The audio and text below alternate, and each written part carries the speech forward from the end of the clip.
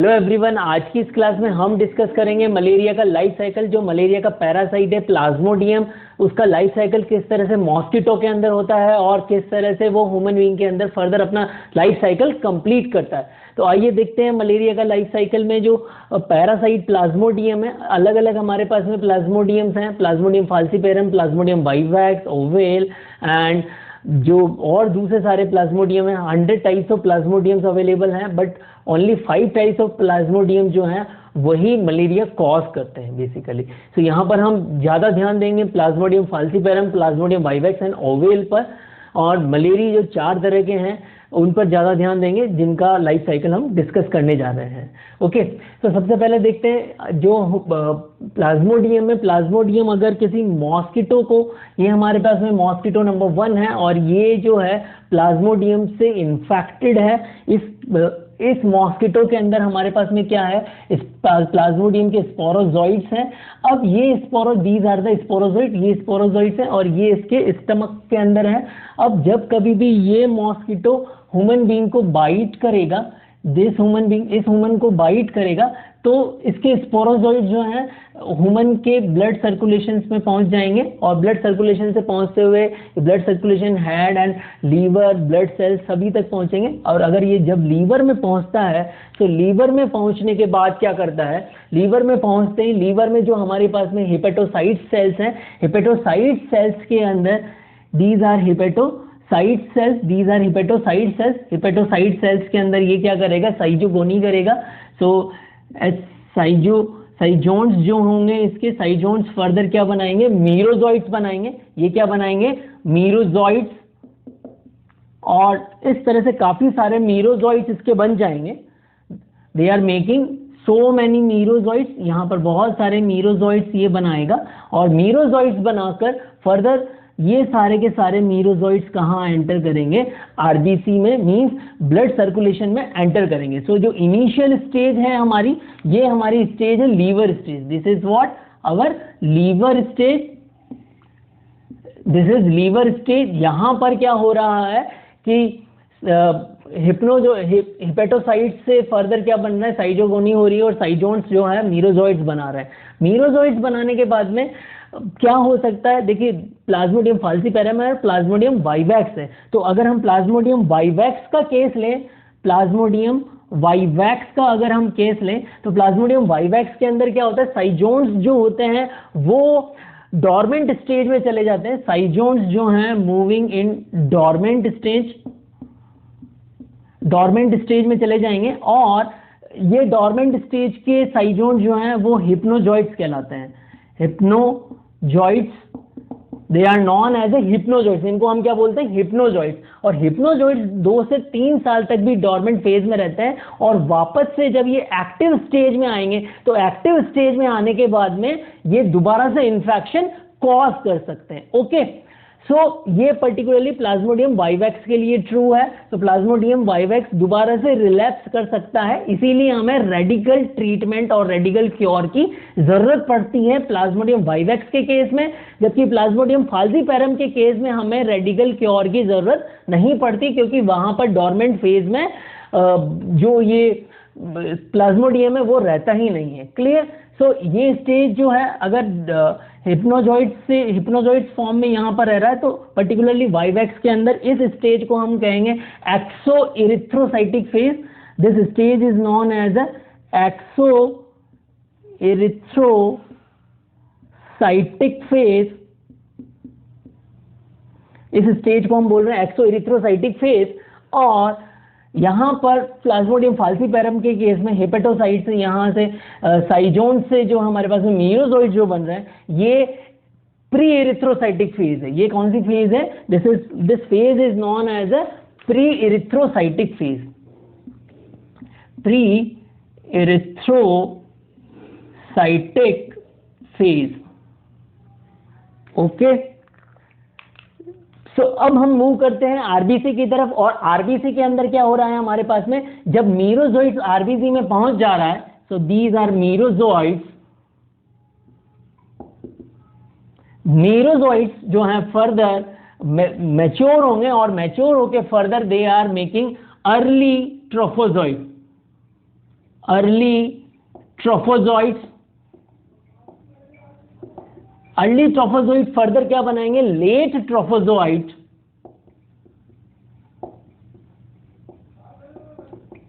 और इसी स्टेज पर ये क्या बनाते हैं, they are making ring stage, they are making what, ring stage. So this is what, a ring stage. Okay, late trophozoite further साइजोन से फिर क्या बनाएंगे, साइजोगोनी कर रहे हैं, साइजोन से they are making further merozoites. और इस तरह से ये साइकिल चलता रहेगा, and they are making merozoites again and again. Merozoite, then further again merozoites making early trophozoite, ring stage, late trophozoites and schizogony, साइजोन से फिर further merozoites बनते हैं. तो इस तरह से यार बहुत सारे साइकिल्स ये कंप्लीट करेंगे. अब जब बहुत सारे साइकिल कंप्लीट कर लेंगे तो फर्दर ये क्या करेंगे, आरबीसी जो है हमारी, आरबीसी को क्या कर देंगे, ये रप्चर कर देंगे. The RBC become rupture. So here what we have, rupture of RBC, rupture of RBC. So RBC का rupture होने से क्या हो जाएगा, it is causing what, anemia, it is causing anemia. अगर anemia हो जाएगा so anemia further rupturing और RBC और also furthering they are causing what, chills and fever. So these are the symptoms. ये हमारे पास में क्या हो गए, मलेरिया के सिम्टम्स होंगे, क्योंकि आपको पता ही है मलेरिया में हर 24 घंटे, 72 घंटे, 48 घंटे के अंदर ठंड लग के बुखार आती है. ओके, सो वही सिम्टम्स हमारे पास में नजर आ रहे हैं और एनीमिया भी हो रहा है. क्लियर. अब यहाँ पर अगर हम बात करें तो रिंग स्टेज से फर्दर क्या होगा, रिंग स्टेज जो है फर्दर सेक्सुअल साइकिल के अंदर मूव करेगी. Sexual cycle, it move into sexual cycle, और सेक्सुअल साइकिल में मूव करके ये क्या बनाएंगी, mail gametes and female gametes. So it is making mail gametes and female gametes,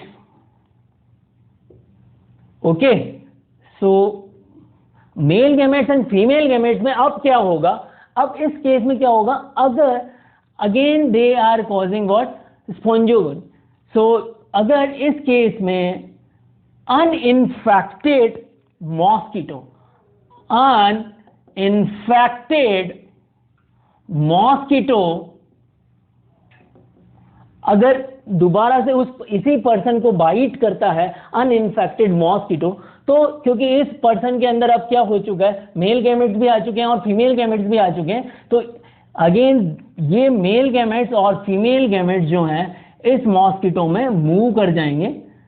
okay, so they are moving into the stomach of the this mosquito, इस mosquito में आ जाएंगे.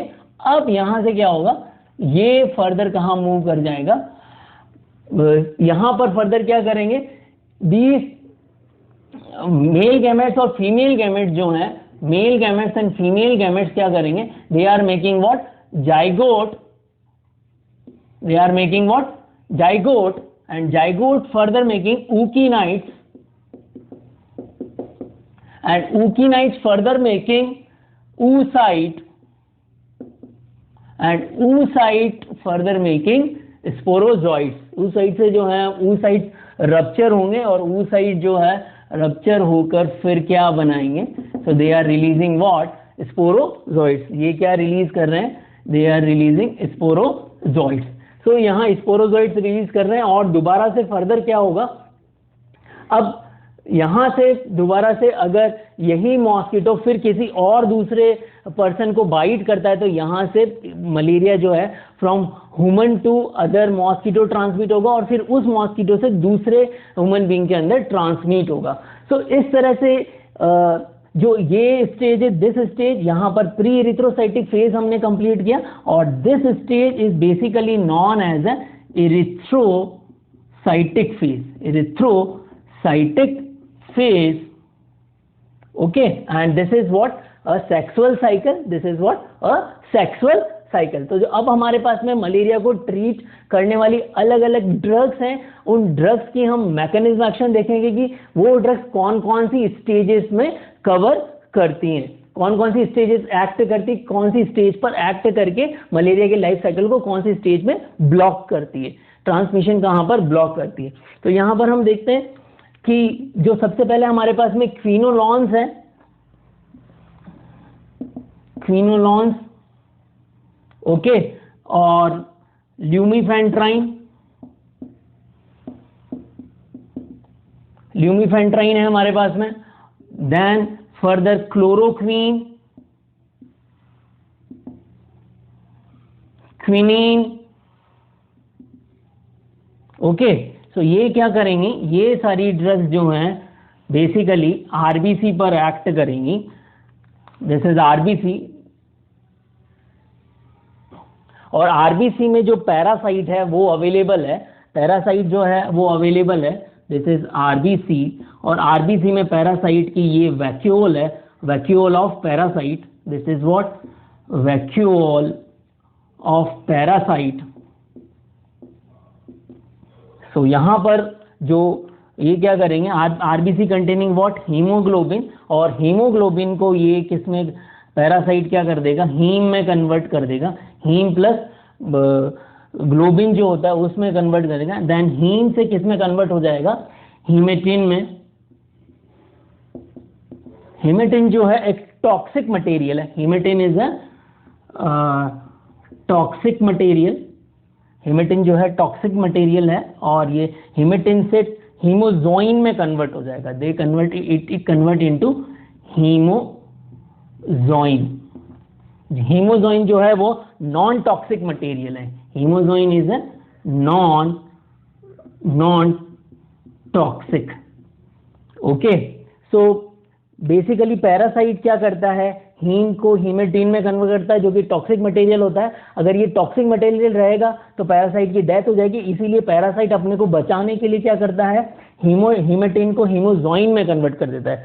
बट जो हमारे पास में ये सारी ड्रग्स अवेलेबल है, quinoline derivative, lumefantrine, chloroquine and quinine, ये क्या करती हैं, they block this step, they block this step, haematin का हीमोजोइन में कन्वर्जन को ये ब्लॉक कर देती हैं। और अगर इसको ब्लॉक कर देंगी तो उस केस में क्या होगा, उस केस में हीमेटिन का अमाउंट तो बहुत बढ़ जाएगा जो कि टॉक्सिक मटेरियल है, और वो पैरासाइट को क्या कर देगा, डैमेज कर देगा। Clear everyone? So this is the mechanism of these drugs. यहां पर हमारे पास में एक ड्रग और है, दैट इज व्हाट मैफ्लोक्वीन, मैफ्लोक्वीन, और मैफ्लोक्वीन भी सेम इसी तरह से एक्ट करती हैं, बट यहां पर ये सारी ड्रग जो है वैक्यूल में एक्ट कर रही हैं, और मैफ्लोक्वीन जो है साइटोप्लाज्म पर एक्ट करता है, ओके। यही डिफरेंस है, मैफ्लोक्वीन साइटोप्लाज्म पर एक्ट करता है, जबकि क्विनोलिन डेरिवेटिव्स हो गए, ल्यूमीफेंट्राइन, क्लोरोक्वीन एंड क्विनीन जो हैं वो सब किस पर एक्ट करती हैं, वैक्यूल्स पर, सेम यही रिएक्शन पर को ब्लॉक करती हैं, okay everyone. Now further we have another drugs, जो अनदर ड्रग्स हैं वो हैं हमारे पास में सल्फोनेमाइड्स और डाइपाइरिमिडीन डेरिवेटिव, ओके। सो वो किस तरह से एक्ट करती हैं, हमारे पास में क्या होता है, we have what PABA, PABA convert into folate, PABA convert into folate, and folate convert into tetrahydrofolate, and tetrahydrofolate convert into thymidine, and thymidine, this thymidine is required by the plasmodium for DNA synthesis. This thymidine is required for plasmodium for DNA synthesis, okay। so what PABA से convert होता है, PABA folates में convert होगा dihydro DHPS and DHFR, ओके। दो enzyme है, इन enzyme की प्रेजेंस में कन्वर्ट होगा। बट यहां पर जो सल्फोनेमाइड्स हैं, sulphonamides blocking what,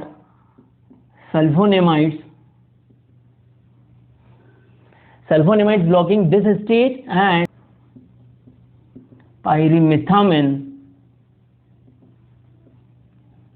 block this stage. Okay, so this is the mechanism of action of sulfonamide and pyrimethamine. Okay everyone, now further another drugs we have, that is atovaquone. That is atovaquone. atovaquone basically क्या करता है? atovaquone act करता है mitochondria पर. It act on mitochondria. It act on mitochondria and it block cytochrome P4 cytochrome, and by blocking cytochrome it blocking electron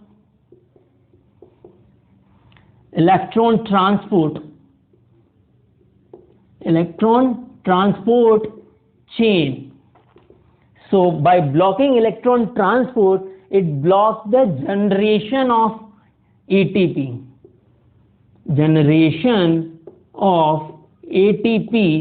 So energy is not synthesized. अगर energy synthesize नहीं होगी microbes में, microbes means basically Plasmodium में, तो Plasmodium की क्या हो जाएगी? यहाँ पर डेथ हो जाएगी. So atovaquone also blocking this action is created by the atovaquone, and atovaquone also causing a gametocidal action. Atovaquone also causing what? A gametocidal action. Okay, gametocidal action में क्या होगा? They damage the male gametes as well as female gametes. Okay, so mail gametes और female gametes को damage करेंगी. सो गैमेटोसाइडल action और कौन कौन सी drugs देती है? Primaquine and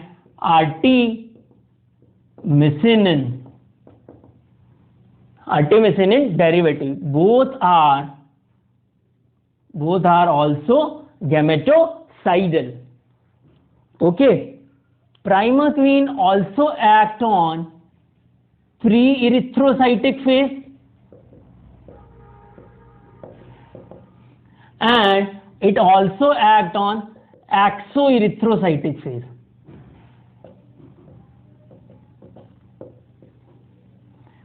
So primaquine also act on these two stages as well. Clear? And primaquine particularly primaquine is contraindicated in pregnancy and G6PD deficient patient. Okay, it is contraindicated into pregnancy and G6PD deficient people. Clear? अब यहाँ पर further हमारे पास में आर्टिमिसिनिन derivatives हैं.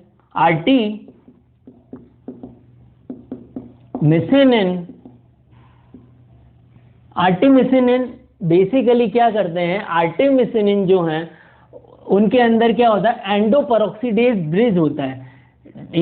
दे containing what? एंडोपरऑक्सीडेज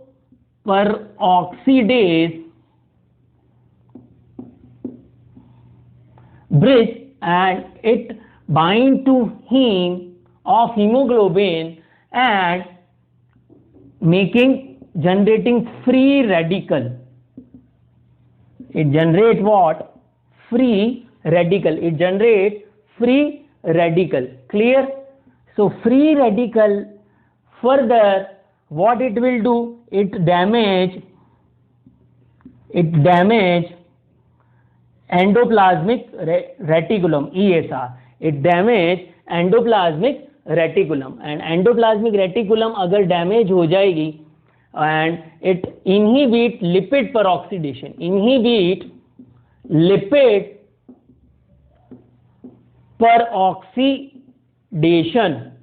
lipid peroxidation को भी ये क्या करेगा? फर्दर इनहिबिट कर देगा. So artemisinin derivative basically bind करेंगे हीम से and they generate free radical generate करके they are damaging ESR and inhibit lipid peroxidation, और इस तरह से वो किसको डैमेज करेंगे, finally they damaging the parasite. Further we have a more drugs like doxycycline. So doxycycline is a protein synthesis inhibitor. Okay ये protein synthesis inhibitor है और इसका मैकेनिज्म सेम टेट्रासाइक्लिन का ही डेरिवेटिव है. So it is a tetracycline bind to 30S ribosome और फिर उस तरह से ही सेम मैकेनिज्म एक्शन शो करती है. सो डॉक्सीसाइक्लिन भी इसको इनहिबिट करेंगे. Okay everyone. Hello everyone, now it's time for question round from anti-malarial drugs. Question number 1, on which stage of Plasmodium life cycle primaquine not act? A. Erythrocytic phase, B. Pre-erythrocytic phase, C. Exoerythrocytic phase, and D. Gametocide. Question number 2, mechanism of action of chloroquine is A. Block conversion of hematine to hemozoin, B. Block free radical synthesis, C. block HMG co-reductase enzyme, and D. block PABA. Question number 3, mechanism of action of sulfadoxine is A. block conversion of hematine to hemozoin, B. block free radical synthesis, C. block HMG co-reductase enzyme, and D. block PABA. Question number 4, site of action of mefloquine is A. parasitic acidic vacuoles, B. parasitic cytosol, C. human brain, and D. human heart.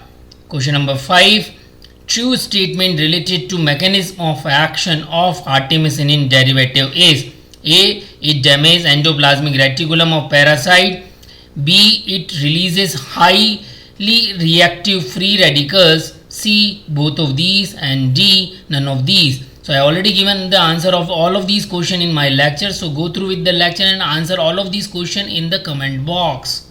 So almost we discussed most of the mechanism action of the most of the drugs from the anti-malarial drugs, and हमने life cycle भी discuss किया है, life cycle की सारी stages discuss की हैं. Okay, तो hopefully आप लोगों को समझ में आया होगा लाइफ साइकिल की सारी स्टेजेस.